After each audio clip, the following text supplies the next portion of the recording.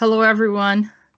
So I got some information today that verified something that I had been talking about for a while. I haven't really discussed it publicly, but I have talked to many people because they asked me what's going on. So let me backtrack and give you a little bit of the story of what has been going on and then the article that I'm going to share with you. So I'm going to start off by telling you that right around the time of the inauguration, I had a discussion with Peter. And I said, Peter, because I knew what the outcome was going to be.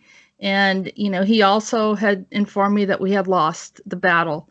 It doesn't mean you lost everything. I know some people got really upset about that when I said, because I'm definitely not in a place where, we give up, we fail, or anything like that. But anyhow, the conversation went into what is going on here. And he says, why don't you think? And he does that. I was like, okay. I said, so I started thinking about it. And I said, well, I brought this up to him many times. And I said, I was trying to figure out why Harry and Meghan were over here in the US, because it didn't make any sense. They first went to Canada, which is part of the Commonwealth.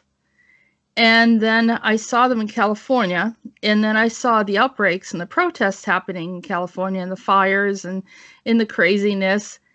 And even though the fires were happening before they got there, but there was definitely an increase of violence, aggression, and so forth, and a major protest against the administration of Trump. And so I became very suspicious about what was going on. So I was trying to figure out what the agenda was. And, I've heard people say, oh, well, yeah, it kind of looks like Biden's going to be there, and then Kamala Harris will be there, and then something else will open up or whatever, or Nancy is going to step in. And I said, I think I know what's going to happen. I said, somehow Harry's involved. I said, somehow Harry's going to save the day and going to offer to help us run our country in some way. And then there was a little comment about how his son Archibald will probably be a good candidate for president. And I saw that also as an article. I was like, yeah, definitely. But it just, sort of looked like they were ready to do something else. So, and then Peter said, think about it. He said Kamala Harris's family is from India, which is a part of the Commonwealth. And I said, yeah. And so that creates an inroad for the Commonwealth to come in and for, this is not like, hey, England's plotting against us. This is bigger because this is returning back to Shaw House. And the stuff that Peter's been saying all along regarding Heather Shaw and her desire for world domination, which he has been struggling with for, I want to say, about 6 months or so. Some of it's been extremely violent. It's been extremely violent.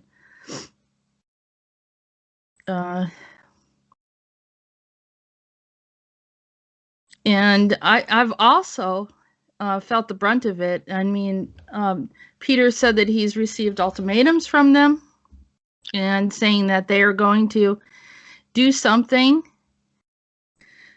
if he doesn't comply with them. And he says that, they pretty much have gone into our space. They have a lot of like Android attributes, and actually, kind of rewriting the way things are done here. So when I heard today the news about, I'm going to just share screen so you can see, and then I'll return again. Here is the headline.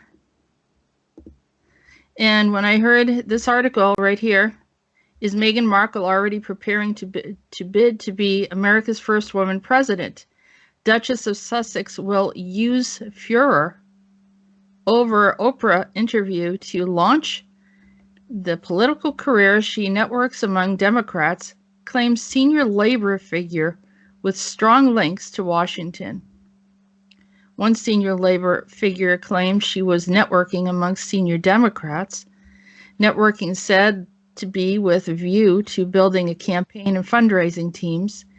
In last U.S. election, Harry and Meghan launched a thinly veiled attack at Trump, which I mentioned before, the convenience of what was going on and kind of the stronghold.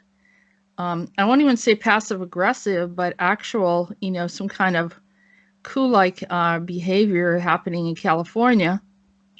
And if she made it to the White House, Meghan would be the first female U.S. president. They're not even talking about Kamala. I guess this Oprah connection, this interview was a launching pad for something much more. And yeah, I guess you can read more of the article. The Blairite Internationalist and Democratic Party networks are buzzing with talk about Meghan's political ambitions and potential backers. So the money, the support, and the Shaw House, which helps the royal family have a foot in the door of the U.S. government. Convenient. No election, maybe. I don't know. We've been talking about these things for a while, and I can't tell you how many people have contacted me and said, you're not, you have to kind of get with it, Jessica, and this is not the narrative. I mean, we have a script here pretty much. They didn't say it like this, but essentially there's a script, and all the disclosure people are saying this. All the Q people are saying this, and you're not saying that, and there must be, you don't really know what you're talking about. I mean, look, you only have so many subscribers, so those people that have hundreds of thousands of subscribers, they know everything, and you don't know anything. And I said, well, don't listen then, because the people that listen know that I have nothing to gain but telling the truth. I don't really care about popularity, and I don't care about conforming to the narrative. I never liked the narrative because the narrative is usually set against the general people, the public. And unfortunately, there's a lot of good people that have been involved in disclosing information that is sort of distracting, not intentionally, of course. Some of them may be, but a good portion of those people are good people and wanted the best for the U.S. But we were trying to tell everyone. And I don't know why people have a hang up of believing what Peter is saying or what their issue is with me telling them information. If I wasn't a psychic, believe me, I would be doing something else. If I didn't get visions, insight, information every single day, I get information. I wake up with it. I go to sleep with it. I'm trying to help. And Peter is too. And the people that mockingly have been insultive, have been rude, I know that the ones that are listening right now, I'm not talking to you. I appreciate you people because I know that you stuck it out, even though there was a lot of pressure coming from the outside to not believe some of the stuff that we were saying, that was exaggerated, fantasy. I've been called, someone that's into fantasy or whatever. Or you're just talking about video games. We're talking about disclosure. They're putting it right in front of your face. When is it going to be a time when you decide to listen? I don't claim to know everything. Peter doesn't claim to know everything. But when he knows something, believe me, we have proof. We have records. We have information to show when he has told us things were going to happen, and they did. He told us about the virus. I knew about it about 6 months before it happened. To be honest with you, I wanted everything to happen except that. But it was already set in motion. The script isn't working, people. It's not going to help everyone if we continue to just conform to what one or two people are saying And we don't even know who they are, the originators of some of the content. They don't show their face. We don't know their real name. But everyone's so devoted. And that's part of the reason why we're losing.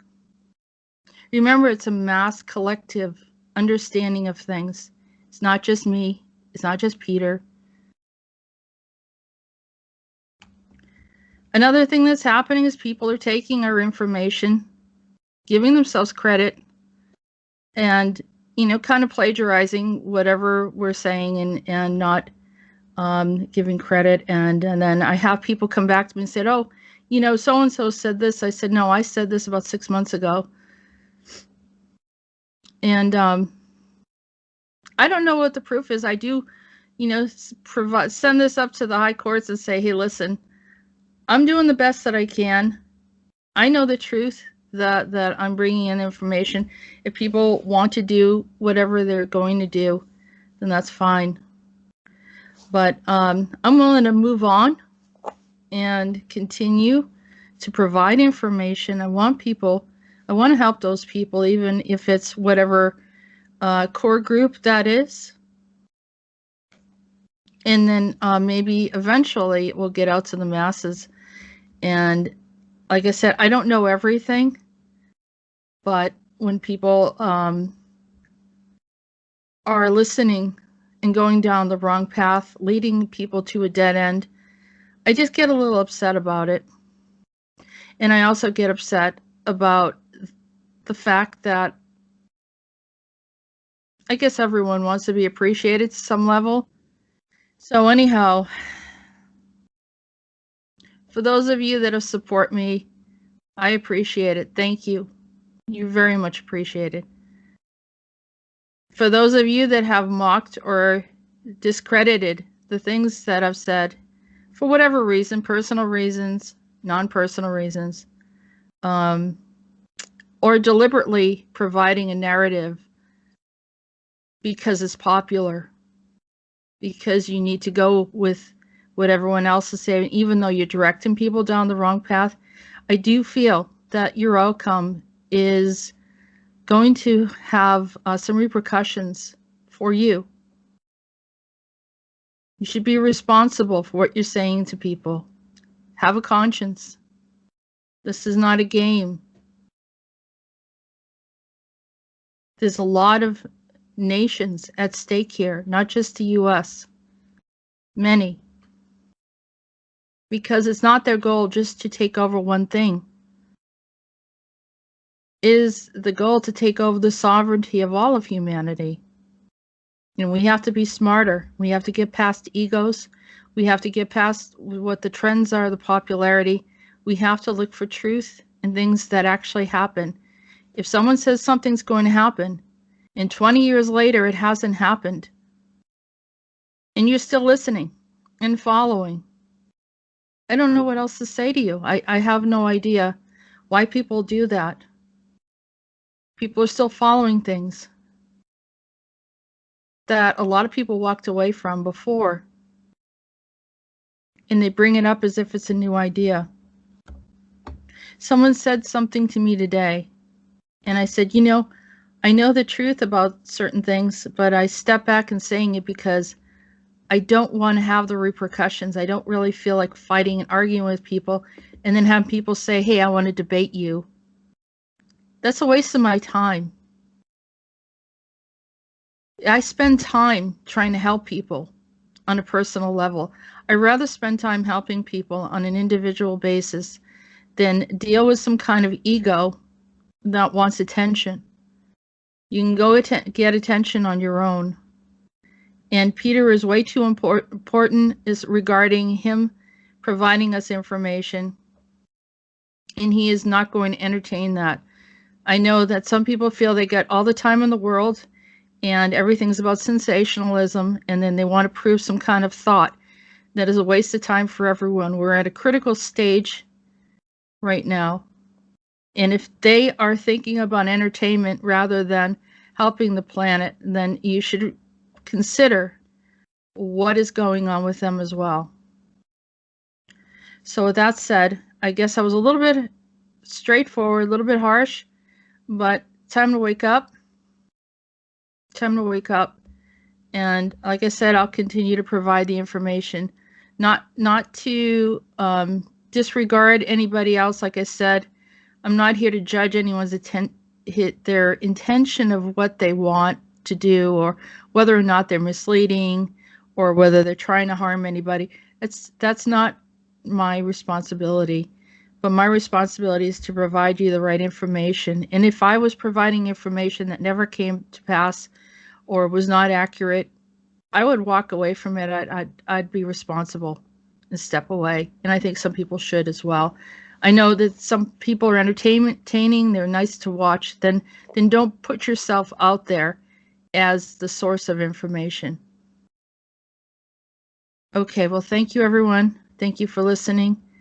And keep your eyes and ears open. More information is coming in. Have a good day.